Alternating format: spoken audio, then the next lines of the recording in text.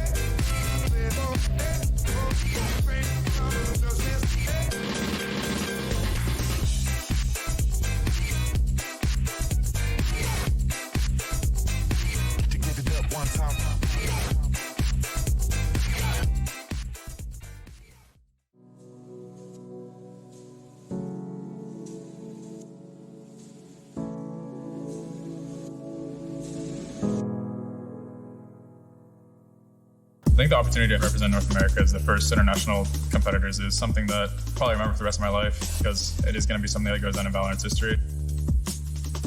Just getting here is success in itself, right? Obviously, now that we're here, I would like to do well, but as long as we give our all, that's really all I can ask for here. We're here because we deserve to be here, and we are shown that we can play against anyone in the world. I think we have 5 people that get along relatively well, and I think it propels us forward. NET is definitely the leader. I like change, I like innovating, I like just having to continuously do something and get better at it. Having someone like this on your team that has no doubt in himself, no doubt in the team, is actually really, really helpful. I've never played with someone so confident, so that's really helped me actually, and that's really helping the team. For me to represent North America here actually means a lot because I've had a long road to come here. Like, I know I'm good, I know like I'm really good, but playing against these teams we've never played against before and just showing up and like showing like we can actually hang in there and beat these guys was actually really cool. I do think that a lot of the teams that come into this event are going to have drastically different playstyles than they had in their Challenger finals where they qualified. I think you can do like the best to pick up on like little cues, like aggressive players, like passive players, like what they like to do. We like just going on the fly and just using our teamwork on the spot, being able to adapt and outplay people on the spot in intense moment is one of the main characteristics, and also showing up when it matters, I think, is one of the reasons why we're here. Welcome back, everyone, and let's recap map 1 of FNATIC versus Version 1 with our Prime Gaming highlights. You heard from Version 1 there, Veli. This team, they got a lot of skill, a lot of talent, but fortunately for them, they came up short against FNATIC. A lot of skill, a lot of talent, but unfortunately they face a lot of Durka. It was all about Durka. 34 and 19, he took advantage of every situation they threw at him. I mean, let's be honest. You take a look at the first 4 rounds, what happened? Basically, FNATIC, they said their B strat is whack. They consistently pressured it to where they were able to take out Jammies and Zelsis like it was nothing in order to get those wins. That alone right there put Version 1 back so far. Penny finally woke up, but it just wasn't enough.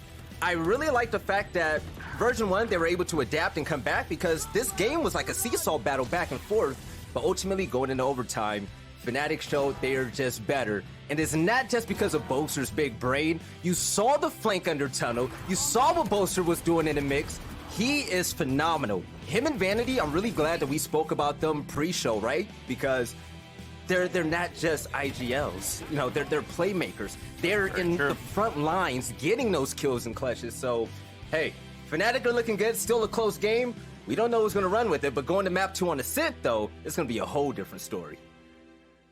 I hope so. I hope it will be a different story. Oh, sorry. They're excited. Go ahead. One at a time. we're super excited. I just very quickly, like, yes, Neutron was able to beat them V1 yesterday as well, but I think we saw something out of FNATIC that we mentioned at the top of the show. If there's any team, I think Pansy mentioned it as well, if there's any team that can navigate this post-plant utility meta, the shock darts, the snake bites, FNATIC did it, what, 2 or 3 times? Yeah. In pretty quick succession, so they just look really good across the board. Dan